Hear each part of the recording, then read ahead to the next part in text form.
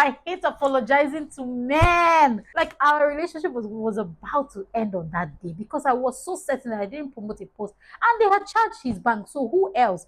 Me, I was not wise enough to know that he had my email so he could log into my Instagram and know that I promoted that post. Whereas I was saying I didn't promote it. Well, I was 24 hours went. I did not speak to this guy. I was like, why will he not trust me? He can see that you promoted the post, madam.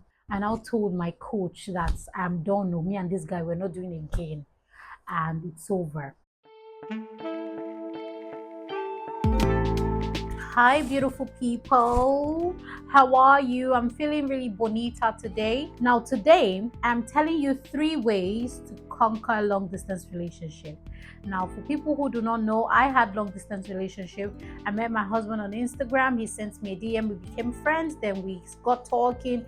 He liked me. He proposed to me over the phone. And then he planned to come, but it was the lockdown season. He was only able to find flights 9 months later when, everything was easier. So he came to meet me and we got engaged the first time we met. We got legally married. We had our introduction ceremony. He went back to the UK, gathered his monies, and came back to do the traditional wedding and all the weddings. So that's how we had ours. Now, I do not expect every long distance relationship story to be like mine. Yet, I believe that there's some things intentional women can learn from mine. The honest truth is, at the time I met my husband, he wasn't really certain. In fact, he wasn't planning to come to Nigeria at all. His passport had expired. He wasn't trying to renew his passport because he was traveling around the UK. He could go anywhere else in the world, but not Nigeria because he wasn't planning to renew his passport now. When he met me, I was honest enough to say, I'm not available for dating. I'm available for marriage. So he said, okay, I want to marry you, but I need to see you first. I said, well, do you want to see my physical body or do you want to see my spirit, my soul, and my mind? And he was like, wow. I mean, he's never heard anything like this. And I said, if you want to meet these 3, my spirit, my soul, my mind, then counseling is the way to go, because in counseling, we will talk, we will be asked questions, we will answer, so it depends on what you want from this relationship. All right. So we got talking. Now, when he proposed to me after 5 days of knowing me, we started our counseling sessions immediately. So we started finding out things about each other, telling each other. I don't want to go deep into mine, but we got to know more about our childhood, our past, our parents' marriage, things like that, because those things have a huge part to play in your relationship. So the first thing, if I'm going to be honest with you, that I did is that I wanted him to have a plan. So number 1 thing is he needs to have a plan. Don't allow anybody be in a long distance relationship with you for forever, without clarity, without direction. Like, oh, let's just see, next month I will see if I can next year. So before I met my husband, I had met another guy in America. He met me in February. He said, let's see, between that February and December, if our relationship blossoms, he will come to Nigeria to see me. If not, then I said, thank you for your honesty, because I asked him the question, what was his plan? Then he told me this. So when he was honest, I said, okay, thank you for your honesty. I'm not available to check anybody out. We can be friends till you're sure of what you want to do. When you're friends, it means you can date other people. So I didn't want anybody to make me Lord of the Rings, honestly. I didn't want anybody to put me in any box and say, I'm coming, wait for me. No, the only time I'm available to wait is when you want marriage. And if you want marriage, we need to do counseling, because that's where I will know if we will work out, our expectations, our goals, our deal breakers, our red flags. Everybody actually has red flags, honestly. For instance, one of my red flags is that I don't bring money to a lot of other men. Like, I never spend my money on anything. To other people, is a red flag. The person I married, it's not red flag. It's baby girl lifestyle.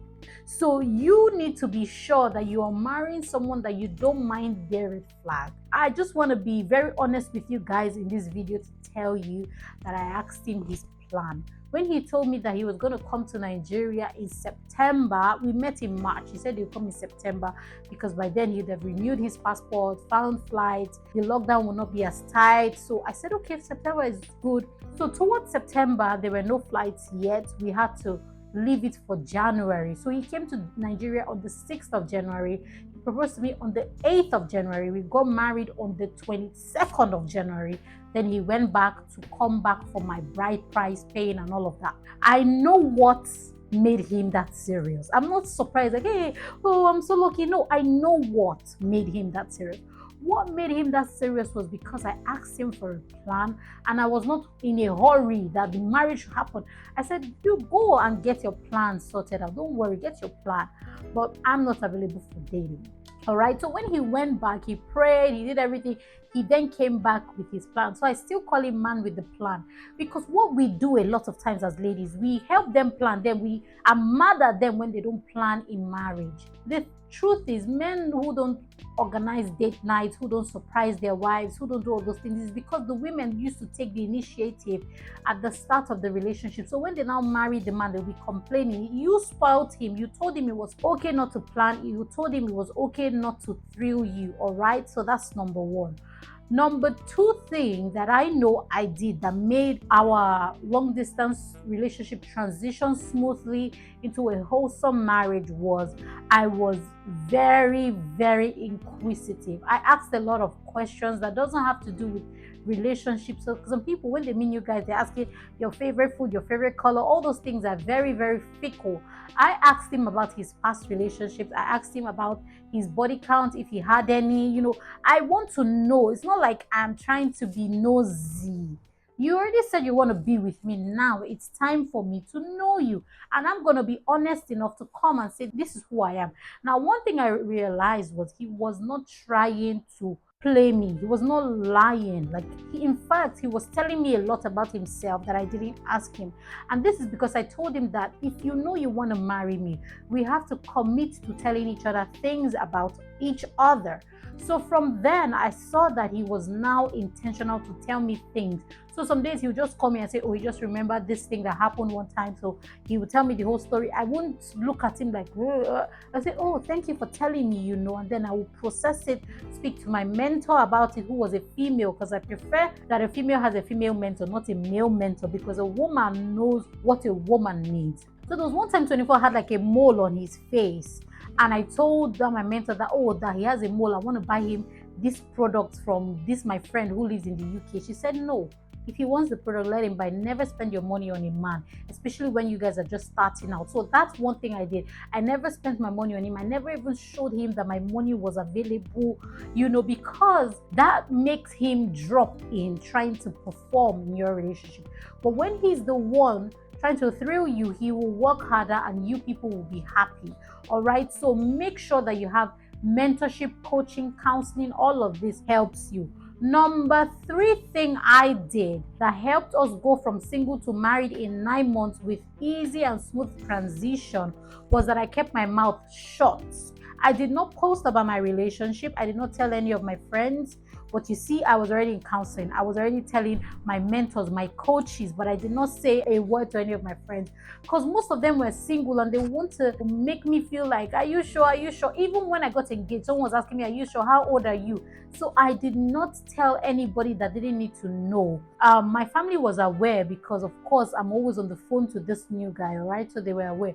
But don't tell people who will make you scared. In fact, 24 told somebody that scared him. I didn't even try to force him to believe in the relationship.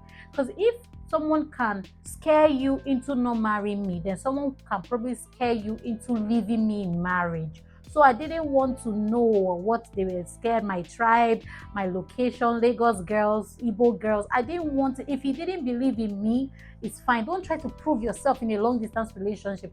Let him go back in prayer. If he's a man who prays and asks God, should I marry him? In fact, there was one time, and I want to tell you this thing because I'm led to tell you this thing. When I was making music, I was signed to 24's record label. So whenever I release a new song, we will promote it on Instagram. Now, when I want to promote, I would use his card, his own debit or credit card or whatever. So, are you ready for gist? So one day, it was my birthday, I think, and I mistakenly promoted a post, right, with his card, but I didn't tell him. Normally, he'll be the one to tell me, oh, promote this post, promote that post, with his card, right? So of course. So I promoted this post, but I stopped the promotion, but the promotion did not stop. So they charged his bank. So when I now saw that they charged this guy, I was not feeling bad. Like, hey, I didn't tell him. He would think I want to use him and dump him or whatever. So I just kept it quiet. One morning he called me and he said, oh, did you promote a post? And immediately I said, no, I didn't promote a post, because I didn't promote a post, if I could remember. The one I promoted has stopped. But when I saw that it was promoted, I should have told him. So I said, no, I didn't promote a post. And he told me that you promoted a post. And I said, I did not promote a post. Like, our relationship was about to end on that day, because I was so certain that I didn't promote a post. And they had charged his bank. So who else? Me, I was not wise enough to know that he had my email, so he could log into my Instagram and know that I promoted that post. Whereas I was saying I didn't promote it. I was 24 hours went. I did not speak to this guy. I was like, why will he not trust me? He can see that you promoted the post, madam. And I told my coach that I'm done. No, me and this guy, we're not doing it again. And it's over. My coach said, did you promote the post? I said, yes, but I stopped it, so they didn't charge him.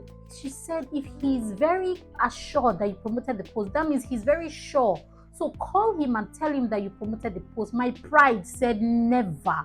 I was ready to let the relationship go. I told her, no, I will meet a better guy. I will meet a guy that understands me. This guy had already proposed to me. I said, I'm not doing it again. She told me that she's going to text him and tell him that I promoted the post. Now, would I rather tell him that I promoted the post, or would I prefer that she tells him? Because if she tells him, I will look more like a liar. But if I tell him, I'll be, oh, it was a mistake. I didn't know. I didn't know that it didn't actually stop. Whatever.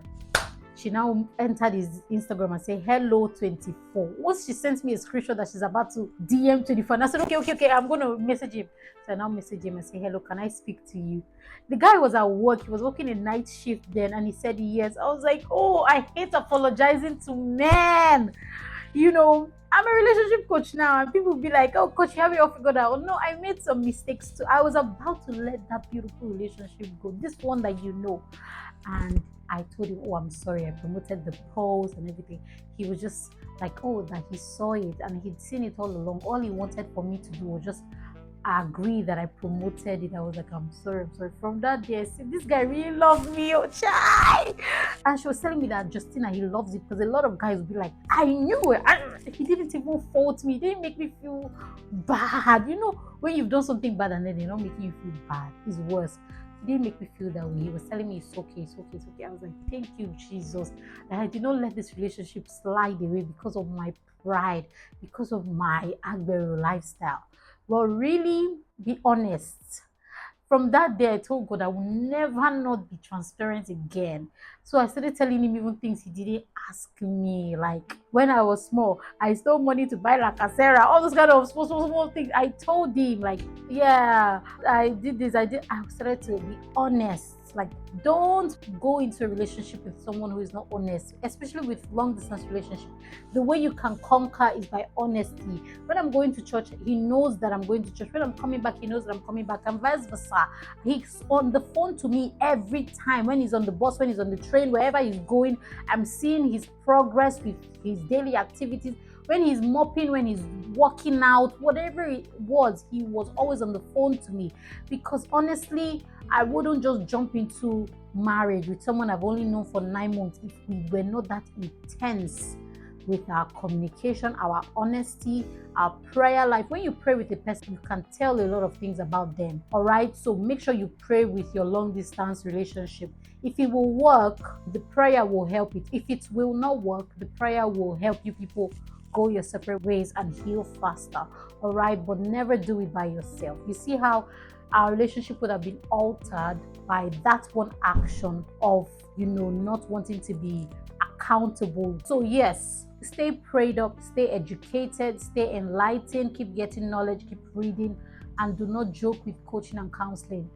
Some people, what they call counseling is opening Bible and telling you, Mary and Martha now did that. That's not counseling. Counseling is asking you about your past, asking you about your expectations and all the things that matter to him and matter to you. All right? What's more expensive, going into marriage and having to go through a divorce, or paying for counseling before you go into marriage so that you don't go into that marriage and go into the right one? Are we together? So counseling is never expensive. If you think about the cost of divorce, think about the pain that comes of staying single for so long, and your biological clock ticking harder. I love you with the love of God. Tell me where you're watching from. I will see you in my next video. Bye bye.